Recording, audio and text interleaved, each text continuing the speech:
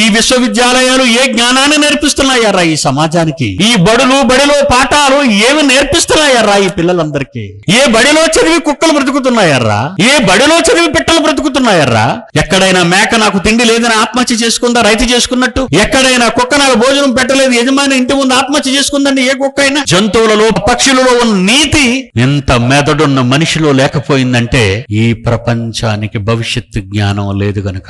ఏమండి, మేము ఈ రోజు ఉన్నది ఈ సమాజాన్ని బాగు చేయడానికి. మీ అందరికీ భవిష్యత్తు ఉందర్రా. మీరు చనిపోతే భవిష్యత్తు ఉంది. మరణమే చివరి ముగింపు కాదు. మరణంతో బ్రతుకైపోతుంది అనుకోవద్దు. జంతువులకు లేది మనసు, బ్రతుకెందుకు వాటికి తెలుసు, నీ కొరకే బలి అవ్వాలని.